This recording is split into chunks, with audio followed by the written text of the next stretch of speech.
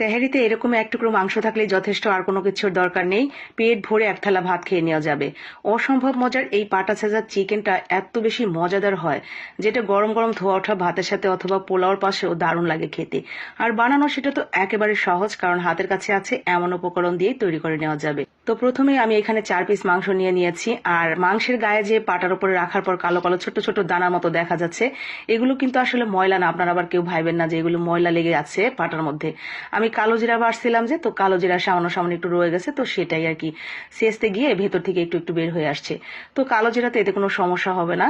তো আমি কিন্তু খুব ভালো করে এগুলো ছেঁচে নিচ্ছি। ভেতরের যে আপনার হাড়টা, তো সেটা সহই আমি হালকা করে একটু বাড়ি দিয়ে দিছি, যাতে একদম ভেতর পর্যন্ত মশলাপাতি যায়। তো দেখতে পাচ্ছেন কালো জিরা দিয়ে একদম মাখামাখি হয়ে গেছে। এরপরও আমি একটু ধুয়ে নিলাম ছেঁচার পরে। এখন এটা আমি রেখে দিচ্ছি ধুয়ে ক্লিন টিলিন করে। এখন নিয়ে নিচ্ছি একটু আদা রসুন, তার সাথে কাঁচামরিচ, আর দিয়ে দিচ্ছি পেঁয়াজ।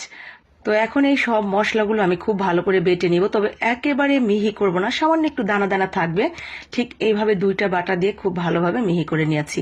আমি এখানে পাকা মরিচ নিয়েছি, মানে যেই মরিচটা আপনার কাঁচা মরিচ পেকে যায়, তো সেই লাল মরিচটা আপনারা চাইলে একদম কাঁচা মরিচ কিংবা শুকনো মরিচ দিয়েও কিন্তু তৈরি করতে পারেন। আর বাকি মশলাপাতি যেগুলো আছে আমাদের পাউডার মশলা, তো গুঁড়া মশলা, তো সেগুলোই আমি ব্যবহার করব। তো বাটা হয়ে গেছে। এখন এর সাথে আমি মেশাবো স্বাদ মতো লবণ, আর তার সাথে দিয়ে দিব হলুদের গুঁড়া, ধনিয়ার গুঁড়া। মরিচ তো দিলামই, যার কারণে আর দিইনি। আর এইখানে দিয়েছি আমি শাহি গরম মশলার গুঁড়া। শাহি গরম মশলার গুঁড়া দিলে আপনাকে আর বাড়তি করে কোনো গোটা গরম মশলা দিতে হবে না। আর সামান্য একটু লেবুর রস দিয়ে খুব ভালোভাবে মশলাটা আমি মেখে নিচ্ছি, আর সামান্য একটু তেল দিয়ে দিচ্ছি। তো তেলটা দিয়ে ভালো করে মেখে নিয়েছি। এখন আমাদের পালা হলো এই মাংসগুলোর গায়ে সুন্দর করে মাখামাখি করা। এইটা মাখাতে যে কি ভালো লাগে, আলাদা একটা স্যাটিসফ্যাকশন কাজ করে। এত সুন্দর একটা স্মেল আসে, কাঁচা অবস্থায় মনে হয় যেন এটা খেতে দুর্দান্ত হতে যাচ্ছে।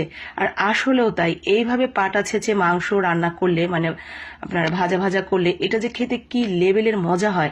এটা কিন্তু রুটি, পরোটা, নান, রুটি সবকিছু দিয়ে খেতে ভালো লাগে। খিচুড়ি, আপনার বউখুদা, এক কথা এটা যেখানে নেবেন সেখানে একদম মানিয়ে যাবে। তো এটা আমি ম্যারিনেট করে এভাবে রেখে দিচ্ছি 15 থেকে 20 মিনিটের জন্য ঢেকে। তো 15-20 মিনিট পর কিন্তু এটা খুবই খুবই সুন্দরভাবে সেট হয়ে গেছে, আর স্মেলটা মাশাল্লাহ। এখন আমি তেলের উপরে 2টা তেজপাতা দিয়ে সাথে সাথে দিয়ে দিলাম সেই চিকেনের পিসগুলো। এখন এইভাবেই লো আঁচে রান্না করে নিতে হবে। এটি কিন্তু খুব বেশি আঁচ দিয়ে রান্না করা যাবে না, নয়তো দেখা যাবে মশলাগুলো পুরো একদম কালো কুচকুচে হয়ে যাবে, যেটা আপনি আর খেতেই পারবেন না। তার উপরে ভেতরে চিকেনগুলো একদম সেদ্ধই হবে না। তো একটু লো আঁচে আস্তে আস্তে এটাকে রান্না করে নেবেন। দেখবেন যে এটার স্মেল পুরো আপনার বাসা না, আপনার আশেপাশের প্রতিবেশীর বাসা পর্যন্ত ছড়িয়ে যাবে। এত সুন্দর সুঘ্রাণ এইভাবে আপনার ছেঁচা মাংসটা ভাজা ভাজা করলে। তো এই 1 পিস মাংস নিলেই ভাতের পাশে আপনার ভাত খাওয়া হয়ে যাবে। এত মজাদার এই পাটা ছেঁচা মাংসটা। এইভাবে কেউ কখনো খেয়েছেন কিনা আমি জানি না, যদি না খেয়ে থাকেন একবার হলো ট্রাই করবেন। দেখতেই পাচ্ছেন চিকেনটাও কিন্তু খুব ভালোভাবে সিদ্ধ হয়ে গেছে। তো আজকের মতো এখানেই বিদায় নিচ্ছি। কথা হচ্ছে পরবর্তী কোনো ভিডিওতে। আসসালামু আলাইকুম।